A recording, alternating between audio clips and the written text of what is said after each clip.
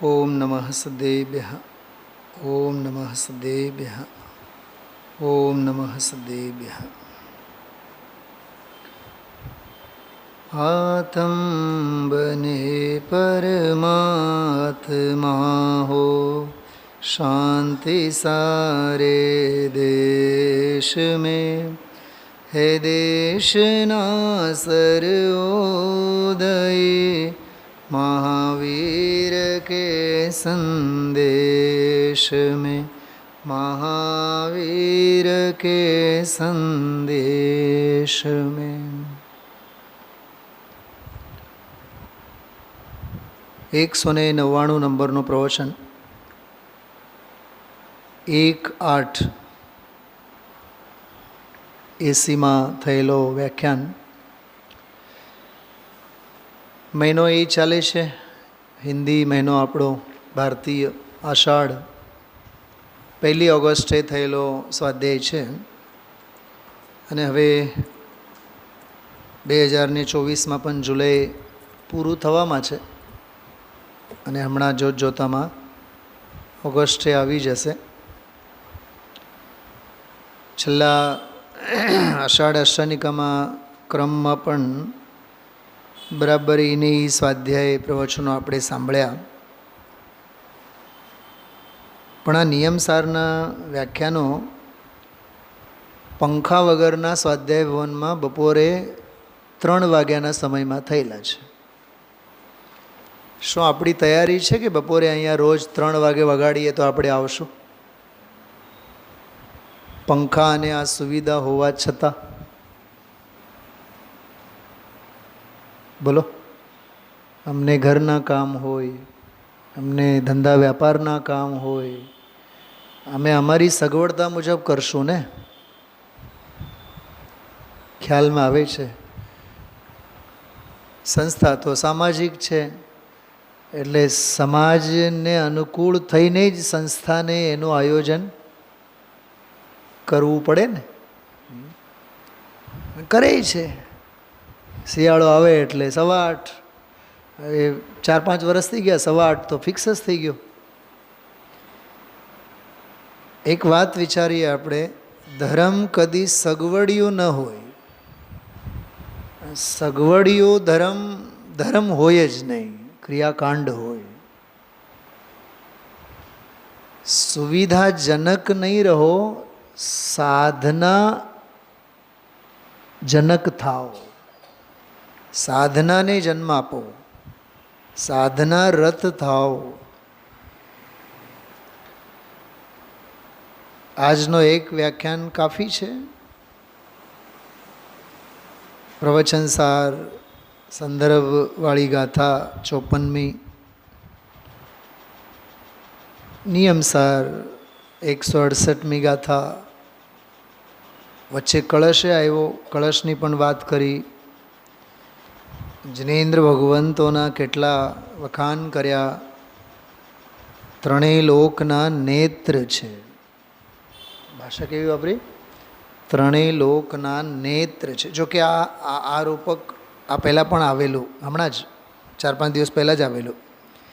3 લોક માટે નેત્ર છે, નયન છે, આંખ છે. ગુરુ કોને કહેવાય કાકા? જે શિષ્યને માટે નેત્રનું કામ કરે એનું નામ ગુરુ.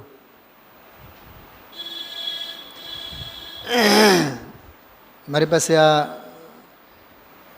વિદ્યાર્થીઓને અનુલક્ષીને ઘણા બધા એવા સુવાક્યો, હજારો એવા સુવાક્યો ટાંકીને રાખેલા છે. એમાં એક બહુ સરસ વાક્ય છે, પ્રભાવ પાડે તે નહીં, પ્રકાશ પાથરે તે ગુરુ કહેવાય.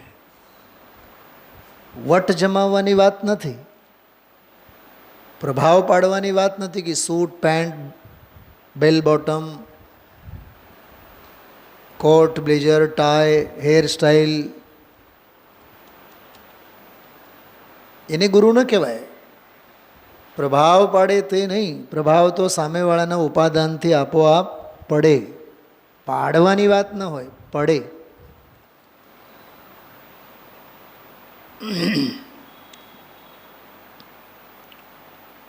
ગુરુદેવશ્રી આજે 2 વખત 2 વાક્ય બહુ સરસ બોલ્યા. ભાષા બહુ સાદી છે, પણ ભાવ ઘણા ઊંડા રહસ્યવાળા છે, રહસ્યો ઘણા છે, એવો એક વાક્ય બોલ્યા આજે. એટલે લગભગ એક સરખા જ ઉદ્ગારો 2 વખત ગુરુદેવશ્રી બોલ્યા. એ ઉદ્ગારોમાંથી આપણને તત્વ અને સિદ્ધાંત અને ચાલતા પ્રકરણ પ્રત્યે ગુરુદેવશ્રીનો જોડાણ, એમનો ઇન્વોલ્વમેન્ટ, એમનો તાદાત્મ્ય, ગળાડૂબ એમની પરિણતિ આપણને ખ્યાલમાં આવે. વાત સાધારણ છે, પણ અંદર રહસ્ય ઘણું છે. ક્યાં છે વાક્ય બતાવો? બહુ સરસ. 100 નહીં, એ બીજી વાર બોલ્યા છે. એ છે આજે હમણાં વાંચો ને, એ 179 પર બીજો ફકરો, છેલ્લો વાક્ય મળ્યો હશે. દરેક દ્રવ્યની જે સમયવાળો ફકરો છે ને, એમાં જો વાત સાધારણ છે, પણ અંદર રહસ્ય ઘણું છે. બરોબર. અને 180 ઉપર જે બોલ્યા, વાત સાદી ભાષા છે, પણ મર્મ ઘણા ઊંડા છે. 1 મિનિટ માટે હું આની વાત કરવા માગું છું. વાત સાધારણ છે, પણ અંદર રહસ્ય ઘણું છે.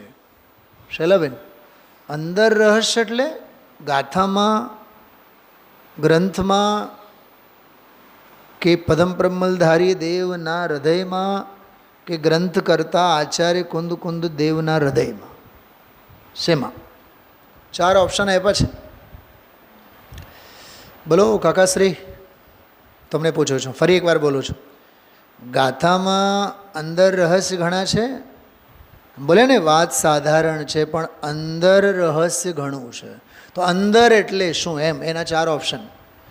ગાથામાં, કે નિયમસાર ગ્રંથમાં, કે ટીકાકાર પદ્મ પ્રમલધારી દેવના હૃદયમાં, કે ગ્રંથ કરતા આચાર્ય કુંદ કુંદ દેવના હૃદયમાં? અંદરમાં એટલે શેમાં? મને આ 4 જવાબોમાંથી એકે જવાબ સાચો નથી લાગતો.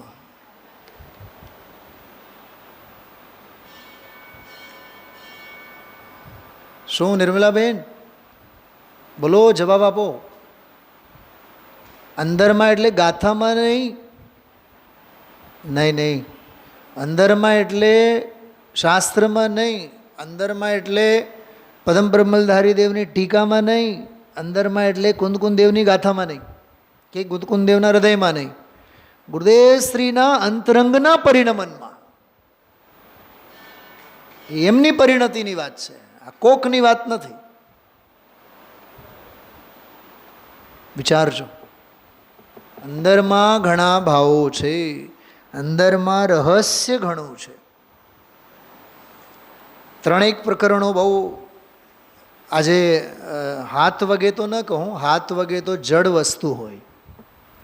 ઘરની ચાવી, ખાંડનો ડબ્બો, તેલનો ડબ્બો, બરાબર, ઘીની વાટકી, લોકરની ચાવી, એ બધા હાથ વગે હોય. જડ હોય એ હાથ વગે હોય, ચેતન હોય એ હૈયા વગે હોય. આપણને જડ પરિગ્રહ બધા હૈયા વગે રહે છે, અને સમયસાર, નિયમસાર આ બધું કદાચ હાથ વગે ન હોય. પંચમકાળમાં તો એ સંભવ છે ઘરે સમયસાર. હા, કાલે હવે મંદિરે જાશું, આમ તો રોજ જઈ છીએ, પણ મંદિરે મૂકી આવ્યા છે. મેં એક વખત ઓલી સાઈડમાં બધા કબાટમાં જોતો હતો, અમસ્તે બપોરો રજાના દિવસે, તો ઓલા ખૂણામાં 4-5 કબાટોમાં કેટલાના નામ લખી લખીને પોતપોતાના શાસ્ત્રો ત્યાં રાખેલા. મેં કીધું વાહ, ધન્ય છે. એટલે અમારે એક શાસ્ત્ર સાચવવા માટે પણ ઘરમાં જગ્યા નથી. હજી એ કદાચ પડ્યા હશે ત્યાં. એક બેનબાનો તો ગ્રંથ થયેલો, એમાં નોટબુક કાઢીને જોયું મેં એમાં.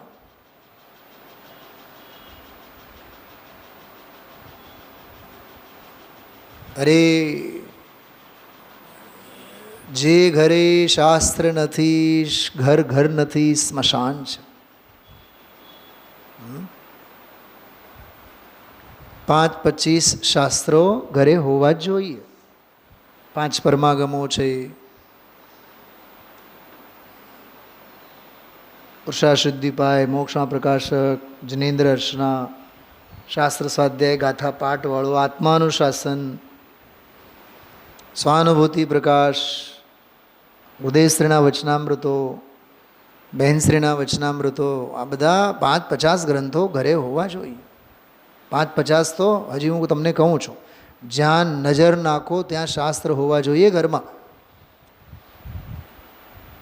તોય એમની શુદ્ધિ અને મર્યાદા તો ધ્યાનમાં રાખવાનું જ. મુંબઈમાં મેં હમણાં ઉપરી 2-3 કાર્યક્રમમાં જ્યારે જઈ આવ્યો, કરોડોના મકાન, 50-1 લાખની તો આખી ઓરડી સ્વાધ્યાય ભવન જેવી નાનકડી. ભલે ને એમાં બધું ચાકચિક્ય ઘણું, સમજાય? ચાકચિક્ય એટલે બહારની ચમક દમક વધુ પડતું એમ. પણ ભાઈ શાસ્ત્ર વિના, સ્વાધ્યાય વિના, હું તો એમ સમજું છું બેન શૈલાબેન, શાસ્ત્ર સ્વાધ્યાય તો આત્માર્થીને રોજને માટે ખોરાક છે. શાસ્ત્ર તો શ્વાસ છે. શાસ્ત્ર તો શ્વાસ છે દરેક જીવને માટે. તો પ્રવચન સાર, સંદર્ભની ગાથા, પછી કળશ, પછી મૂળ ગાથા, કેટલું ખોલ્યા આજે. મને એક વાત સમજાણી નહીં, ગુરુદેવશ્રી વાતને સાધારણ કેમ કહે છે અને અંદર રહસ્ય ઘણું છે એમ બોલે છે? એક પ્રશ્ન પૂછો આપ સૌને, વિચારીને જવાબ આપજો. દિવ્ય ધ્વનિ સાધારણ કે અસાધારણ? બોલો, ઝડપથી બોલો. સાધારણ. અસાધારણ નહીં, અસાધારણ. જગતના રાગી દ્વેષી આપણા બધાના જે વચનો છે એ સાધારણ છે, કાઢી નાખવા જેવા. માથે લઈને તત્વને સાંભળવા માટે તો દિવ્ય ધ્વનિ અસાધારણ. પણ દિવ્ય ધ્વનિનો જે પ્રતિપાદ્યભૂત આત્મ સ્વભાવ છે એ કેવો? એ અસાધારણ. તો જ્યારે એ સ્વભાવ અસાધારણ છે, જે પ્રતિપાદ્યમાં પ્રતિપાદ્ય રૂપે આવે છે, તો એનું પ્રતિપાદક તો સાધારણ જ હોય ને. અને બીજી વાત, દિવ્ય ધ્વનિ જડ છે કે ચેતન છે? શેનું પરિણમન છે?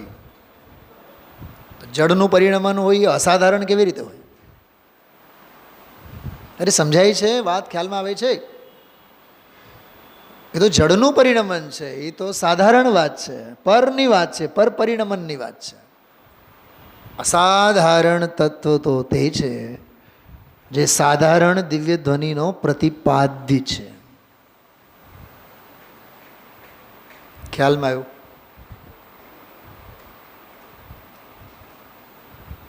વાચક વાચ્ય નિયોગ. વાચક વાચ્ય નિયોગ. સમયસાર શાસ્ત્ર તો વાચક છે, અને વાચ્ય કોણ છે? દેહરૂપી દેવાલયમાં વિરાજમાન વિનાયક સ્વભાવ ભાવ. મોડું કડવું થયેલું છે, ગળ્યું બનાવવું છે. માં કહે કે સાકરના ડબ્બામાંથી સાકરના ગાંગડા લઈને તું સાકર લે, સાકર છે તું લઈ લે. તો શબ્દને લેવાનું કે વસ્તુને લઈને સ્વાદ ચાખવાનો? બોલો. આપણું જ્ઞાન છે ને એ વસ્તુનિષ્ઠ નથી થતું, એટલે જીવનમાં આનંદ નથી આવતો.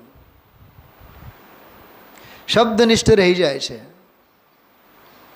જેમ ગુરુદેવશ્રી આજે બોલતા હતા ને, ભાષા તો શીખી લીધી, બોલતા તો આવડ્યું, પણ ઘોલતા ક્યાં આવડ્યું? બોલતા આવડે એ વક્તા થાય શૈલાબેન, ઘોલતા આવડે એ જનાગમના પ્રવક્તા થાય. માર્ગમાં વક્તાનું કામ નથી, જનાગમના પ્રવક્તાનું કામ છે. ચિન્મૂર્તિ મનરથ પંથમાં વિદ્યારથારૂઢ ઘૂમતો. ગોલન કરે એ ઘૂમે. શું ઘૂમતો શબ્દનો અર્થ શું છે વંદનાબેન? ઘૂમતો એટલે શું થાય? નહીં, હું કાંઈક એના તળિયા તપાસવાની વાત કરું છું. જો સાંભળો, શ્રોતા 3 પ્રકારના હોય. પથ્થર જેવા, કપડા જેવા, સાકર જેવા. ત્રણેય પાણીમાં ભળે, પણ ત્રણેયની પાણીમાં ભળવાની રીત જુદી. પથ્થર જ્યાં સુધી જળમાં ડૂબેલ છે ત્યાં સુધી ભીનું, બહાર કાઢતા ક્ષણે જ કોરું ધપાટ. સમાજમાં, સભામાં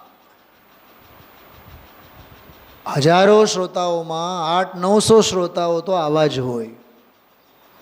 જ્યાં સુધી એમાં ડૂબેલા છે ત્યાં સુધી ભીના ભીના ભીના તરબતર, પણ બહાર કાઢતા ક્ષણે જ સાવ કોરું ધપાટ. પથ્થર જાતિના શ્રોતા. બીજા કપડા જાતિના શ્રોતા. પાણીમાં નાખતા વેત જ તરબતર થાય, તરબોળ થાય, રજે રજમાં જળ છવાઈ જાય. અને જળમાંથી કાઢ્યા બાદ પણ કલાક, 2 કલાક, 3 કલાક, 4 કલાક કેવા રહે? ભીના જ રહે. પણ ગરમી અને તડકાને લીધે ઝટ સુકાઈ જાય. શિયાળામાં નથી સુકાતા. કેમ નથી સુકાતા? કેમ કે ગરમી ઓછી. એમ પર્યુષંપરો આવે, અષ્ટાનિકા આવે, તત્વજ્ઞાનનો આ વાતાવરણ હોય તો મોહ રાગ દ્વેષ કશાયની ગરમી ન હોય. ગરમી ઓછી હોય, ન હોય એમ નહીં, ગરમી ઓછી હોય. એટલે કેટલાક જીવો આ તત્વજ્ઞાન રૂપી અમૃતમાં ગળાડૂબ થાય તો દિવસ, 2 દિવસ, 4 દિવસ, 6 દિવસ, 8, 15 દિવસ, મહિના, 2 મહિના કેવા રહે? ભીના રહે. કપડા જાતિના શ્રોતાની વાત ચાલે છે. અને પછી જેમ જેમ જેમ જેમ જેમ જેમ એ ભીનાશ ઓછી થાય અને કશાયોની ગરમી બહારની વધતી જાય, પ્રવૃત્તિની ગરમી કહો, જગતની, તો એનામાં રહેલી જે તત્વજ્ઞાનની જે ભીનાશ છે એ બધું જ સુકાય છે. રાત્રિના સ્વાધ્યાયમાં મેં એક વખત વાત કરી હતી. કેટલા લોકો દશલક્ષણ ધર્મના દિવસોમાં 10 દિવસ આવે, પછી એ 2 દિવસ, 3 દિવસ, 4 દિવસ, 8 દિવસ સમજાણે પ્રતિજ્ઞા લીધી હોય હવે તો રોજ સ્વાધ્યાયમાં આવવાનું છે. 5, 15, 20 દિવસ નાટક ચાલે. પછી ઘરે કોક બીમાર પડે એટલે એને પડવાનો વારો આવે જ. ઘરે કોક બીમાર પડે એટલે એને પડવાનો વારો આવે. કેમ કે કર્મ તો ખૂટે ને શૈલાબેન, બાંધેલા કર્મો તો ખૂટે ને. એટલા કંઈ પુણ્ય પણ કમાવા ન હોય. યાદ રાખજો, આ તત્વજ્ઞાન સાંભળવા અને વિચારવા માટેનો જે અવસર આપણને મળેલો છે ને, એ કરોડો ચક્રવર્તીઓનો પુણ્ય ખર્ચાય છે ત્યારે મળે છે. આને પૂછો ને, આ ડૉક્ટરને પૂછો. પેશાથી એટલે પર્સનલ કેરિયર તો મેડિકલનું છે કે નહીં? હા, અને હાલમાં ડૉક્ટરોના હાલ કેવા છે તમને ખબર જ છે ને બધાને? હા, ગાયનાક છે, સિઝરીન હોય, હા, ઓપરેશન્સ હોય, ડિલિવરીઓ હોય, આખા ગામની હોય બધી પંચાયત ત્યાં. તોય સ્વાધ્યાયમાં પહોંચવાનું એટલે પહોંચવાનું જ, આવવાનું એટલે આવવાનું જ. અનિવાર્ય સંજોગોમાં ચલો આપણી હાજરી જરૂર જ હોય તો કદાચ છૂટીએ જાય, ત્યાંય પછી સમય મળે એટલે પછી આ સાંભળવાનું હોય જ. ગુરુદેવશ્રી એ જ વાત કહેતા હતા, કેવળી દીઠા હશે એમ થશે. આપણને આ વાત તો મગજમાં નહીં બેઠી. 2 વર્ષ સાંભળ્યા પણ અમે કોઈનું માનીએ પરીક્ષા કર્યા વિના નહીં. એટલે જ ગુરુદેવશ્રી પુરુષાર્થ પ્રધાની હતા, પુરુષાર્થ મૂર્તિ હતા. અને એમાં ન્યાય કેવો ગજબનો કાઢ્યો. કેવળીએ દીટા હશે એમ થશે. પહેલાં તમને કેવળીની શ્રદ્ધા છે? મારું હાલ્યો ને અત્યારે કેવળ આનું જ મંથન કરું હું. મને તો એક દ્રવ્ય દૃષ્ટિ જિનેશ્વર, પર્યાય દૃષ્ટિ વિનશ્વર ગ્રંથમાંથી એક બોલ વારંવાર મગજમાં યાદ આવે છે. નંબર તો યાદ નથી મને, પણ વર્ષો પહેલાં જ્યારે એ ગ્રંથ થોડાક દિવસ અહીંયા ક્યાંક લીધા પણ હતા, કેટલાક બોલ બહુ વર્ષો પહેલાં, સાવ શરૂઆતમાં જ 5-6 વર્ષ પછી, 20 વર્ષ તો થઈ ગયા હશે. એમાં એક વાત આવે છે, જેને આત્માની શ્રદ્ધા નથી એને કેવળીઓની શ્રદ્ધા નથી. આવો શબ્દ નથી, હા, એમાં હું ભાવ બોલું છું કેવળ. આવા શબ્દો ગોતવા જાઓ તો મળશે નહીં. પણ એમાં ગુરુદેવશ્રી એમ કહે છે, એક કેવળીની વિરાધનામાં અનંતા કેવળીની વિરાધના છે, અને અનંતા કેવળીઓની વિરાધનામાં સર્વજ્ઞ સ્વભાવની વિરાધના છે. પછી ક્યાં લઈ ગયા? સર્વજ્ઞ સ્વભાવની વિરાધનામાં સર્વજ્ઞ સ્વભાવની વિરાધના છે. એટલે સરવાળે આત્માની વિરાધના છે. એક કેવળી નથી માનતો તું તો કેવળ જ્ઞાનને નથી માનતો. તો એક કેવળ જ્ઞાન કેવળી અંગેની વિરાધના પોષે છે તો અનંતા કેવળીઓની વિરાધના થઈ. કોઈથી વિચાર આવે છે કે યશોધર મુનિરાજના ગળામાં સર્પ નાખ્યા રાજા શ્રેણીકે તો નરક ગતિ બંધાણી કેમ? હજી એક દાખલો આપો સાથે. રાવણે તો સીતા પ્રત્યે જ નજર બગાડી હતી ને, હા, તો નરક ગતિ. એક સ્ત્રી પ્રત્યે જ ખોટી દૃષ્ટિ થઈ તો નરક? જી હા, 1,00,000 વાર નરક. 2 દાખલા સામે છે તમારી, શ્રેણિકનો અને રાવણનો. મુનિરાજ પ્રત્યે વિરાધનાના ભાવ, અને ત્યાં રાવણના એક સીતા પ્રત્યે કુદૃષ્ટિ, ખોટી દૃષ્ટિ. તો નરક એટલા માત્રથી? બોલો તત્વ શું કહે છે? ત્યાં મુનિરાજ એક મુનિરાજ નથી, સમસ્ત શ્રમણ સંસ્કૃતિ ઉપર કુઠારાઘાત છે. અને ત્યાં સીતા એક સીતા નથી, ત્યાં સમગ્ર સ્ત્રી જાતિ છે. તો રાવણના ચિત્તમાં સમગ્ર સ્ત્રી જાતિ પ્રત્યે વાસના છે, એના ફળમાં નરક. અને એક યશોધર મુનિરાજ પ્રત્યે નહીં, સમગ્ર શ્રમણો પ્રત્યેની વિરાધનાના ભાવ, એના ફળમાં નરક નક્કી છે. એટલે જ શાસ્ત્રોમાં લખ્યું છે, પરમાણુ માત્ર પરિગ્રહ ધરે તો શ્રમણ નિગોદમાં જાય.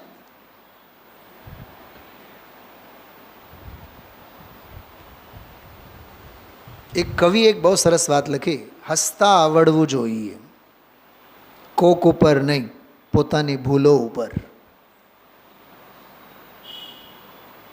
આપણે અષ્ટાનિકામાં જે એક દિવસ પૂજામાં લીધું હતું, આત્મનિંદા, કાકા આત્મનિંદા શું છે? આત્મનિંદા પોતાના દોષો, પોતાની ભૂલો, પોતાની ખામીઓ ઉપર હસવાની જીવનશૈલી છે. કોક ઉપર હસો પાપ, પોતાની ભૂલો ઉપર હસો એ ગુણ છે. પ્રતિક્રમણ શું છે? બોલો, પ્રતિક્રમણ શું? પોતાના દોષો ઉપર હસવાની વાત છે. દોષોનો સ્વીકાર કર્યો ને, આત્મનિંદા, આત્મગરહા. આપણને આપણી ખૂબીઓ તો દેખાય છે, અમે સ્વાધ્યાયમાં આવીએ છીએ, પણ સ્વાધ્યાયમાં કેટલું સમજીએ છીએ એ કમીઓ કેમ નથી દેખાતી? કેટલા કલાક વાંચ્યા એની તો નોંધ આપણી પાસે છે, કેવી રીતે વાંચ્યા એની નોંધ ક્યાં? ક્વોલિટી કે ક્વોન્ટિટી? ગુણવત્તા. હંમેશા દ્રષ્ટિ ગુણવત્તા ઉપર રાખવાની. એટલે વાત સાધારણ છે, પણ અંદર રહસ્ય ઘણું છે. વાણી મેં શ્રુત કી લબ્ધિ સમતા રસ ઘોલતા, એ છે અંદર રહસ્ય ઘણું.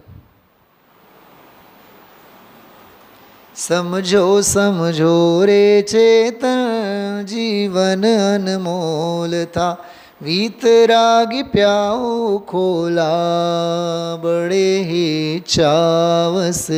વીતરાગી પ્યાઉ ખોલીને મૂક્યા છે ગુરુદેવ, પણ તરસ હોય તો આપણે માણીએ ને. આજે એક વાક્ય બોલ્યા વચ્ચે, આવો મહિમાવંત, આવો સ્વભાવ ભાવ, પણ માને તો ને. ગુજરાતીમાં એક કહેવત છે, પડ્યું હોય છે ત્યારે બધું જ પડ્યું હોય છે.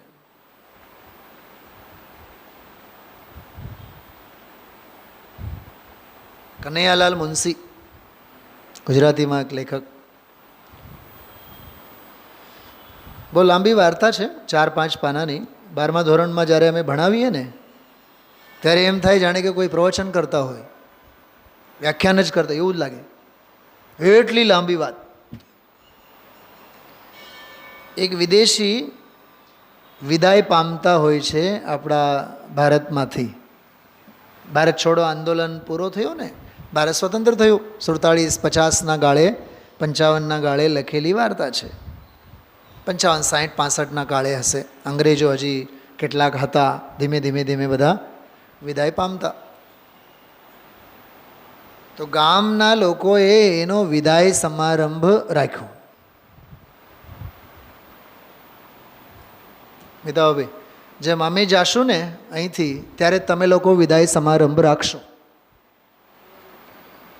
તો વિદાય સમારંભમાં નક્કી કર્યું કે સાહેબનું સ્વાગત કેવી રીતે કરવું, આપણે સન્માન કેવી રીતે કરવું.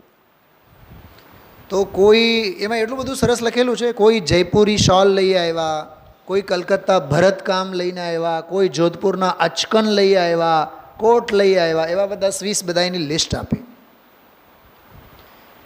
ઓલા સાહેબને પૂછો કે સાહેબ આપને ગમતી વસ્તુ બતાવો, કે આપના સન્માનમાં, જેમ આજકાલ એક ટ્રેન્ડ છે, કોઈને કંઈક ગિફ્ટ આપણે આપતા હોય તો પૂછતા હોય કે તમને શું ગમશે. એણે કીધું કે મને કાંઈ નથી જોતું. સભા શરૂ થઈ, વિદાય સમારોહ થયો, બધી જડ વસ્તુઓ હતી, એનો સન્માન કરવામાં આવ્યો, બધી વાત. એણે છેલ્લા પોતાના ઉદ્ગારમાં એવું બોલ્યા, તમે લોકો આ બધી વસ્તુઓ તો મને આપી છે, પણ મને આમાંથી એકે નથી જોતી. આનાથી કરોડો કિંમતી વસ્તુઓ મારી પાસે છે, પણ મારે તમારે ખરેખર જ કાંઈ આપવું હોય, ખરેખર જ કંઈક મને દેવાનું મન થાય છે, તો તમારા ગામના ભાગોળે રઝળતી રખડતી જે ભારતીય સંસ્કૃતિની જે કલાકૃતિઓ પડેલી છે, મૂર્તિઓ ખંડિત પડેલી છે, એ મને આપો. કેમ કે હું જે જમીનદાર તરીકે છું, અમારા દેશમાં જઈને હું પહાડીઓ પ્રદેશોમાં ઊંચા સ્થાને એમને મૂકવા માગું છું. કેમ કે એમનું સ્થાન તો એવડું ઊંચું છે, દેશ દુનિયાના બધા જીવો આવશે, લોકો આવશે અને સંસ્કૃતિના દર્શન કરશે. કંઈક સમજાણું શું કીધું? કેમ કે તમને એની કિંમત તો છે નહીં. એ તો રઝળે છે ગામના ભાગોળે. આવું 5-6 પાનામાં બધું લખ્યું. ત્યારે લેખક લખે છે એક વાક્ય ઓલાના સ્પીચમાં, પડ્યું હોય છે ત્યારે બધું જ પડ્યું હોય છે.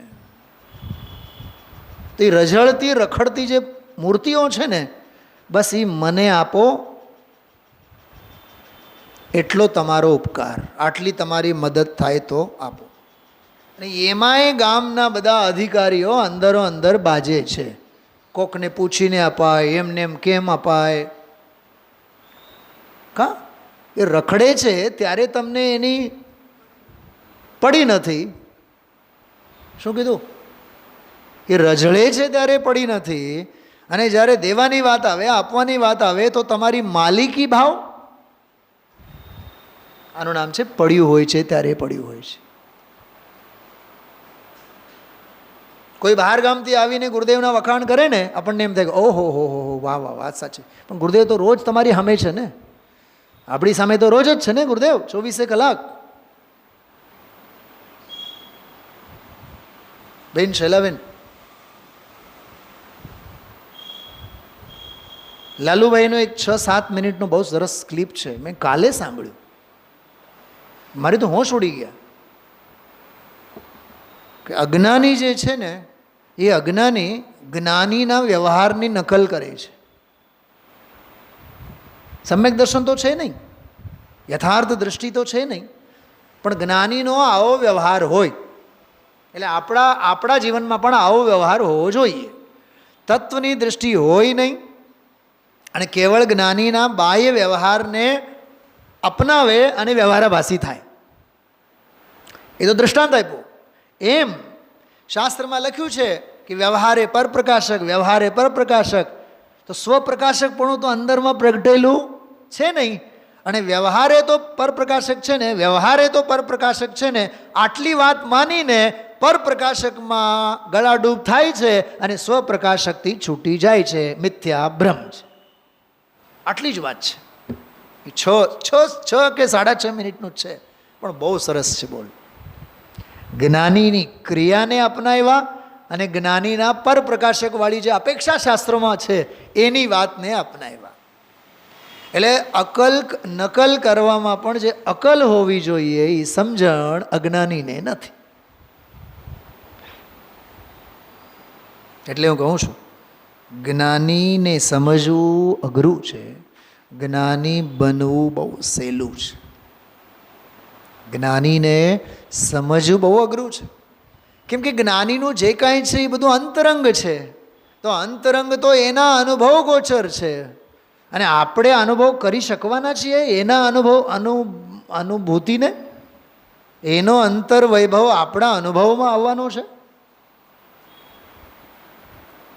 જ્ઞાની થવું દ્રવ્યાન યોગ છે.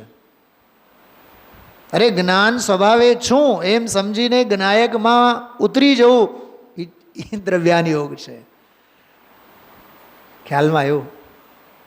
અને ખરેખર તો પર્યાયે જ્ઞાનીપણું પ્રગટ કરવું એ ચરણાન યોગ છે, ક્રિયા છે. એ સાચી ક્રિયા છે. જગતના કોઈ જ્ઞાનીને સમજવું એ તો બહુ સ્થૂળ ચરણાન યોગ છે. બહુ સમજવા જેવું છે. તો આ 2-3 બાબતો આજે બહુ સરસ આવ્યા. આજે ફરીથી આ અઠવાડિયામાં જો 3જી વખત વાત આવી. પાના નંબર 174 કાઢો.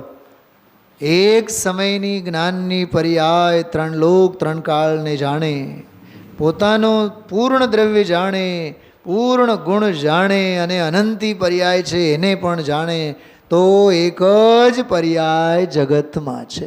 ઝડપથી જોજો. 174 ફકરો બીજો. એ કહે છે એક જ પર્યાય જગતમાં છે. મળ્યું કે નહીં? એ બધું છે. આમાં ગુરુદેવ પૂછે છે શું કહ્યું સમજાણું? એ વાત અહીં કહે છે. પછી કેવળ જ્ઞાનનો આખો સ્વરૂપ. કેવળ જ્ઞાન, કેવળ જ્ઞાન, કેવળ જ્ઞાન. એક ગુણની એક પર્યાય, અનંત ગુણની પર્યાય તો અનંત રહી ગઈ. એક ગુણની એક પર્યાય એ અનંત પર્યાયને જાણે. છે સામે છે, બધા સામે બોલો, મારી સાથે વાંચો થોડુંક. એક પર્યાય અનંત પર્યાયને જાણે, દ્રવ્ય ગુણને જાણે, પોતાને જાણે, લોકાલોકને જાણે, એક જ સમયની પર્યાયમાં સર્વસ્વ આવી ગયો.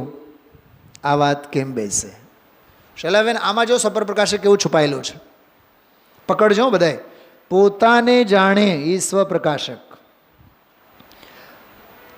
અનંત પર્યાયને જાણે એ પર, દ્રવ્ય ગુણને જાણે એ પર, લોકાલોકને જાણે એ તો પર જ,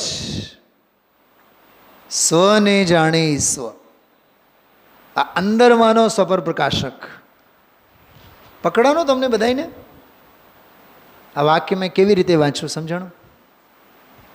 થોડીક વાત કરું હજી, બોલો. લોકાલોકને જાણે અસદભૂત વ્યવહાર, અનંત પર્યાયને જાણે, દ્રવ્ય ગુણને જાણે સદભૂત વ્યવહાર, પોતાને જાણે, બોલવું એ સદભૂત વ્યવહાર, અનુભવવું એ પરમાર્થ.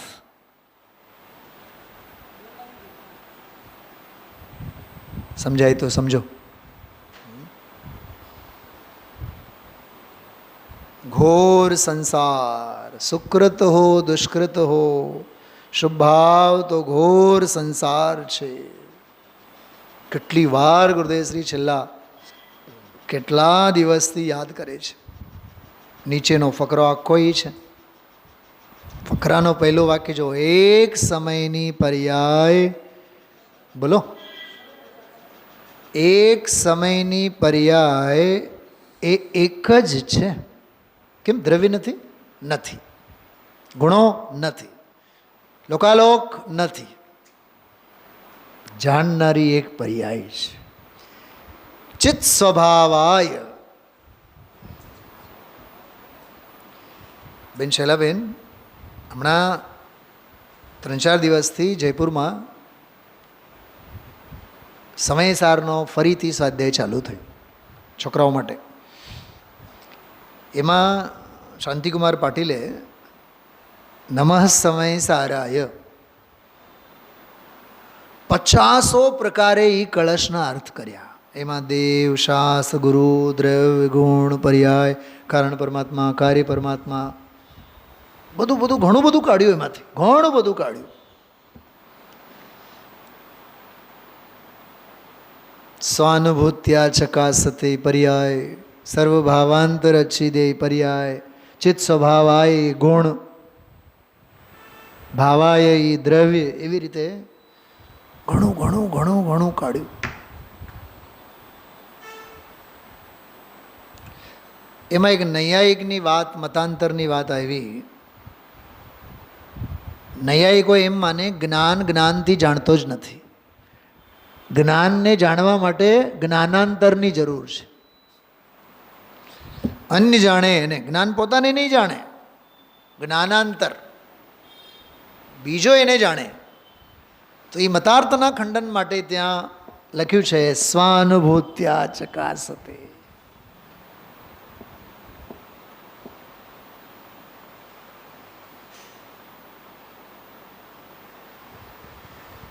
અને ચૈતન્ય સ્વભાવ છે ને, ચૈતન્ય ભાવે પડેલો છે ને. ત્યારે એક વાત બહુ સરસ આવી મતાર્થની, ચારવાક મતની વાત આવી. ચારવાક, ચારુ વાક, વાક એટલે વચન, બોલ. જેમ કોઈ આપણને કહે ને, હલો આપણે ફરી આવીએ, કેવું લાગે? બોલો, સારું લાગે ને? અચ્છા, કોઈ આપણને એમ કે હલો આપણે સ્વાધ્યાયમાં જઈએ, કેવું લાગે? સોચો, વિચારો તમે. તત્વ માટે કોઈ હાકલ કરે ગમતું નથી, હરવા ફરવા માટે કહે તો ગમ્યા વિના રહેતું નથી. કામ ભોગ બંધનની કથાના સંસ્કાર આવા છે. ચારુ વાક, સોહામણા સારા એવા વચનો. કેવા વચનો ખબર?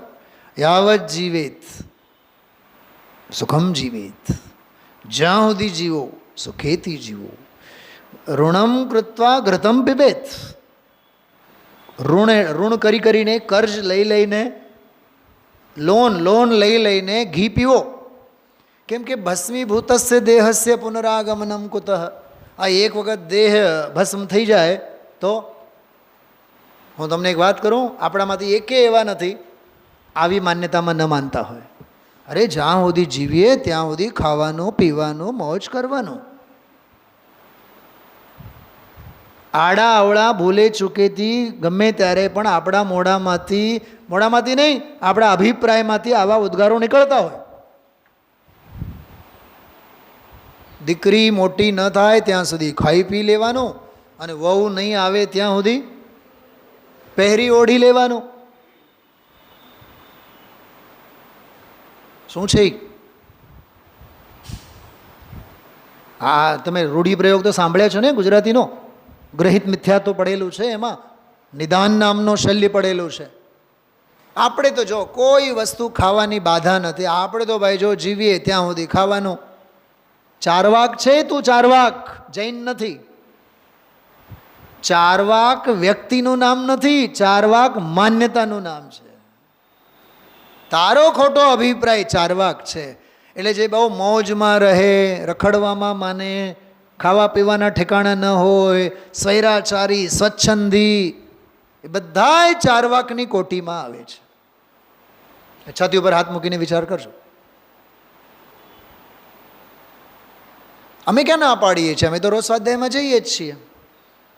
એકાદ દિવસ ન જઈએ તો નહીં હાલે, 2-4-6 દિવસ સ્વાધ્યાય નહીં છૂટે તો નહીં હાલે, એટલી વારમાં પ્રાણ છૂટે તો બોલો.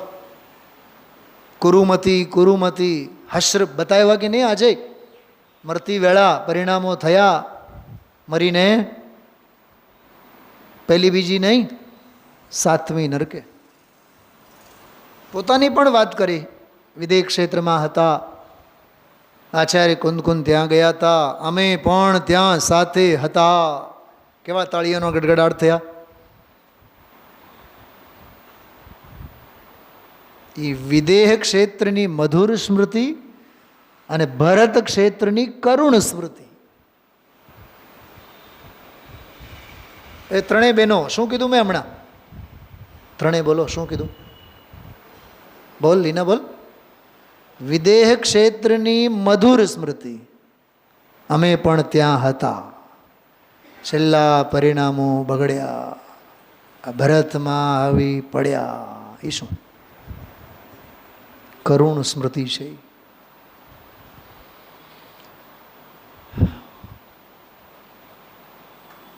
પોતાના જીવનના કેવા સંસ્મરણો વાગોળીને સિદ્ધાંતનો ભાતો આપણને સ્વામીજી પીરસે છે.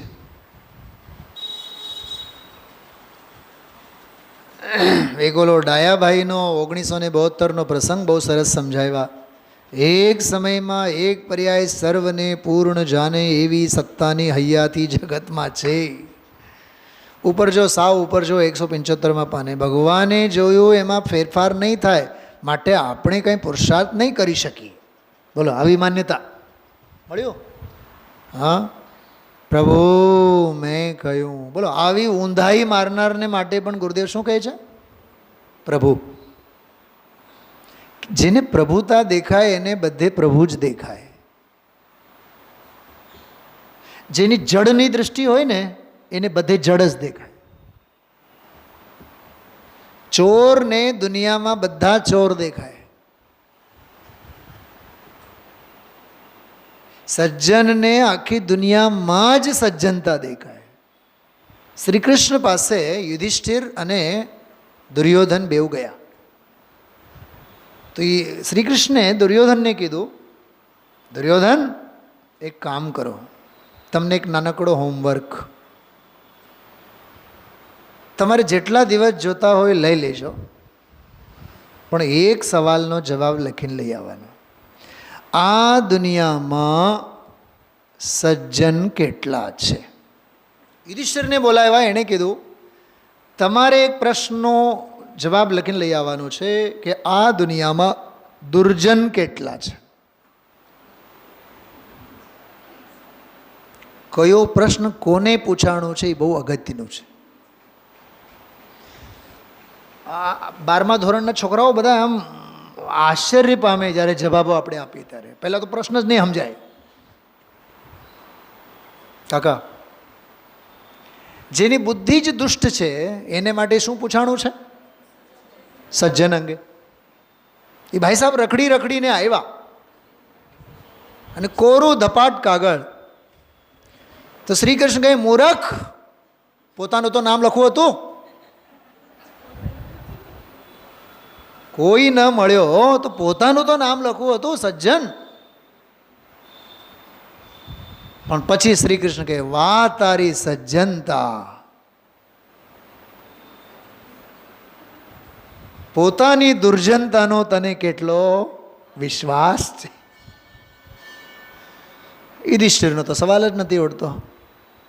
એ ધર્મરાજ છે, બધેને ધર્માત્મા જ દેખાય. હું જ્યાં જોઉં છું ત્યાં મને ધર્માત્મા જ દેખાણા, એટલે મને કોઈ દુર્જન તો ક્યાંય દેખાણો જ નથી. આવા ઘાટ છે. બધા ભગવાન છે, બધા ભગવાન થાઓ. કેમ આમ ગુરુદેવશ્રી બોલે છે? જે આવી દાંડાઈ કરે ને, ભગવાને જોયું એમાં ફેરફાર નહીં. અને નામે શું છે ભાઈ સાહેબનું? બોલો તો ખરા. કેવા ગાંડા ભાઈ છે? હા, નામ ડાયા ભાઈ પણ કામ ગાંડા ભાઈ ના. ઘોઘો, હા, ભાવનગર ઘોઘો. ઘોઘો જઈ આવ્યો. ઘોઘો, હા, ઘોઘો ઘોઘો જઈ આવ્યો. કહે છે, પ્રભુ મેં કહ્યું 1972ની વાત છે, ફાગણ માસ, 72નો ફાગણ માસ. કીધું ભગવાન એક સમયમાં બધું જાણે એવી પ્રતીતિ પહેલા આવી. તને પ્રતીતિ આવી? પકડાય છે વાત? હા, ભગવાન એક સમયમાં બધું જાણે એવી તને પ્રતીતિ આવે ત્યારે તો તું કહી શકીશ ને કે કેવળીય દીઠા હશે એવું થશે. તો પહેલા કેવળ જ્ઞાનીની પ્રતીતિ તો કર.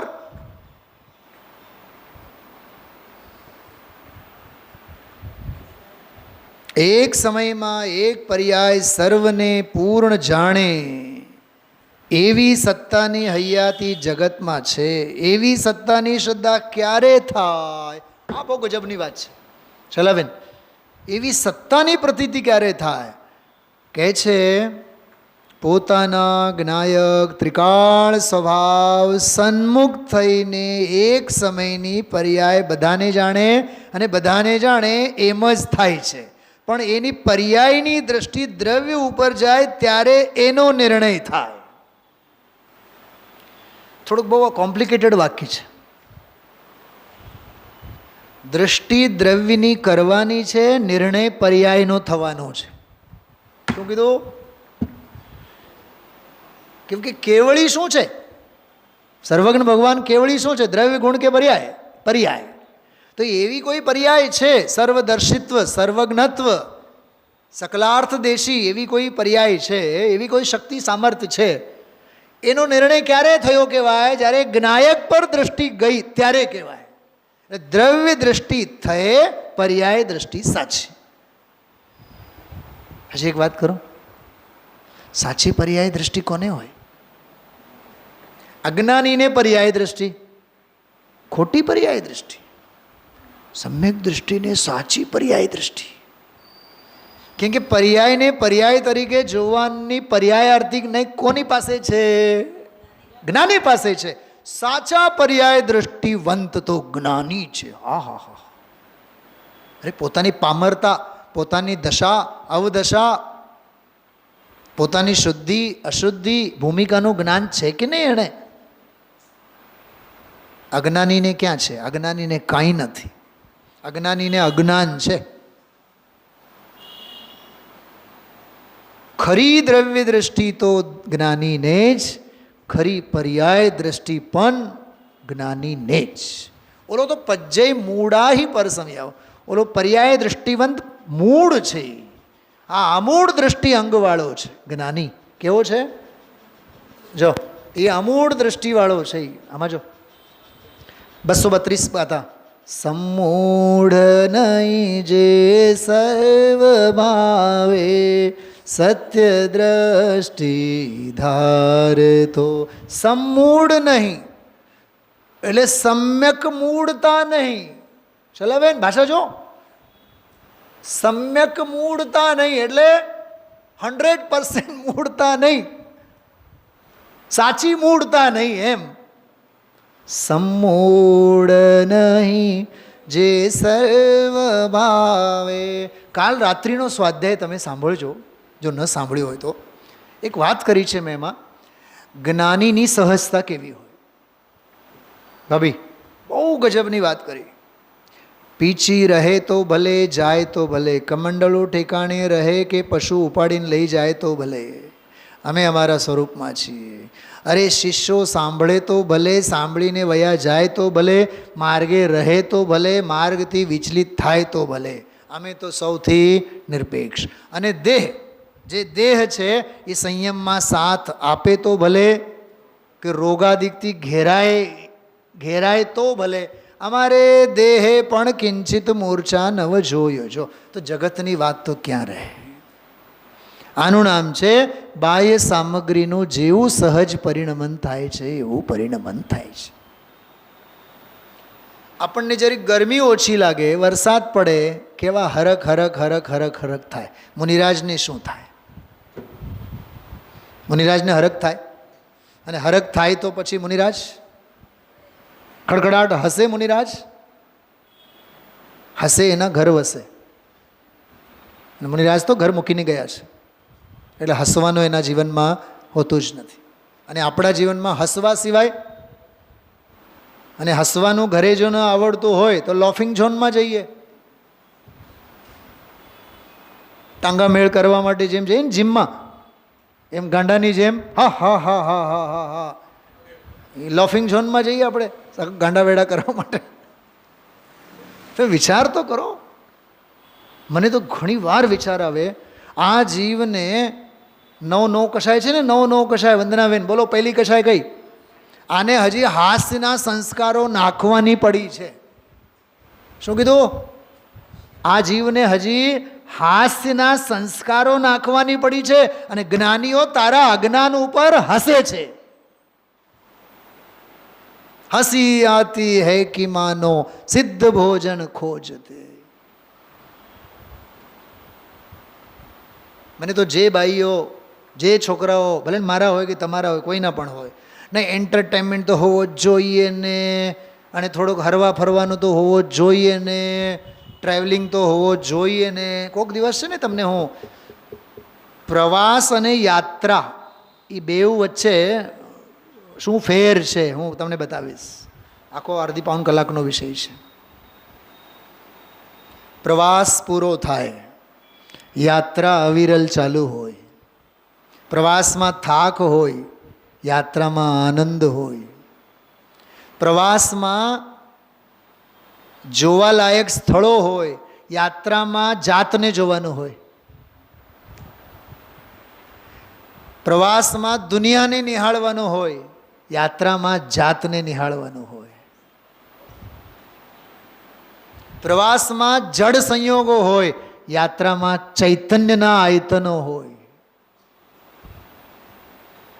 પ્રવાસમાં પરિગ્રહના પોટલા હોય, યાત્રામાં રહી સહી પરિગ્રહ વૃત્તિ પણ છોડવાની હોય. પ્રવાસમાં અમાંગલ્ય હોય, પ્રવાસ યાત્રામાં માંગલ્ય સિવાય કશું જ ન હોય. યાત્રા ખેડો, પ્રવાસ નહીં કરો. પ્રવાસથી ભવ વધે, યાત્રાથી ભવ કપાય, ઘટે. કેટલું સરસ ગુરુદેવ શ્રી આજે બોલ્યા ભાઈ. એ વાત એના અનુસંધાનમાં આવે જ છે. જેણે એવું સ્વીકાર કર્યું કેવળી છે એમ. પાના નંબર જો 174 કાઢો નીચે. એમાં તો કેટલું આવ્યું. સમસ્ત ચેતન અચેતન પદાર્થોને સમ્યક પ્રકારે જાણે છે ભગવાન. તે બધું જાણે તો જાણે એમ જ થાય, અને થાય છે એ પ્રમાણે જ જાણે. એ થાય છે એની અપેક્ષા નથી. ખ્યાલમાં આવ્યું? એની વાત ડાયાભાઈને સમજાવે છે. જો 177માં પાને ડાયાભાઈ 64 વર્ષ પહેલાંની વાત, તમારા જન્મ પહેલાં પૂરુના સંસ્કાર હતા ને, 72ની સાલ, 70માં દીક્ષા, 72માં પ્રશ્ન ઉઠ્યો, તો 2 દિવસ બહુ મોટી ચર્ચા ચાલી. એટલે ગુરુદેવશ્રી બે દિવસ તો સાંભળી લીધી, પણ ત્રીજે દિવસે ફડાકા પછી ઝીંક્યા. 1 દિવસ તો સંપ્રદાય છોડી દીધો. જો આ 2 દિવસ તો સાંભળ્યું. બોલો ગુરુદેવ બેનશ્રીના જે ગીત છે ને, રમત દિવસની હોય, 2 દિવસની હોય, આ તો અનંત કાળ ગયો. પૂંછડી વાંકીને વાંકી કેવી રીતે? એમ સંપ્રદાય છોડી દીધો. આ ન જોઈએ, કોઈ પણ વાત અમને અંતરમાં ન બેસે. બોલો, એ સંપ્રદાય ન જોઈએ. 1 દિવસ સંપ્રદાય છોડી દીધો. પછી નાની ઉંમરને બધા શેઠિયા આવ્યા, કહે મહારાજ પધારો પાછા. ક્યાં પાછા? પિયરમાં. પધારો પાછા. આ શું થયું? કોઈ દી આવું કાંઈ બોલતા નહીં. આ શું થયું? કીધું પછી કહીશ એમ કીધું. હું સાંભળતો, મને બેસતું નથી, એ વાત મને બેસતી નથી. ભગવાન સર્વજ્ઞનો નિર્ણય જેને છે એની દ્રષ્ટિ દ્રવ્ય ઉપર છે, અને દ્રવ્ય ઉપર હોવાથી ભગવાને એના ભાવ જોયા નથી. એના ભાવનો અભાવ ભગવાને જોયો છે. શું જોયો નથી? ભાવ નથી જોયા. તો શું જોયો છે? ભાવ નથી એમ જોયા. ખ્યાલમાં આવે છે કેટલો વિશ્વાસ, હા, કેટલો મહિમા. એ વાત જઈને કહે નમો અરહંતાણમ, તો આ છે. બોલો, હા, નમો અરહંતાણમ આ છે. બહુ અદ્ભુત ચર્ચાઓ છે આ. ખરેખર આનો લાવો છે. આ વિષયને માણવાનો એક લાવો છે. મૂળ ગાથા જો પ્રવચન સારની. જંપેચ્છદો અમોતમ મોતેસુ અદિન્દિયમ ચ પચ્છન્નમ શૈલમ સગમ ચૈદરમ તમ નાણમ હવદીપચ્છકમ. આનો અર્થ થોડોક પાછળ પાના ફેરવીને જુઓ. મૂળ અર્થ આપણે વાંચીએ. દેખનારનું જે જ્ઞાન અમૂર્તને મૂર્ત પદાર્થોમાં પણ, અતિન્દ્રિયને અને પ્રચ્છન્નને બધાયને, સ્વને તેમજ પરને દેખે છે, એ જ્ઞાન પ્રત્યક્ષ છે. મળ્યો? અર્થ મળ્યો? ઝડપથી મળવું જોઈએ. 165 નંબરના પાને ગાથાનો અર્થ, એટલે મૂળ ગાથા સાથે છે ને. ચલો કળશનો પાઠ કરીએ.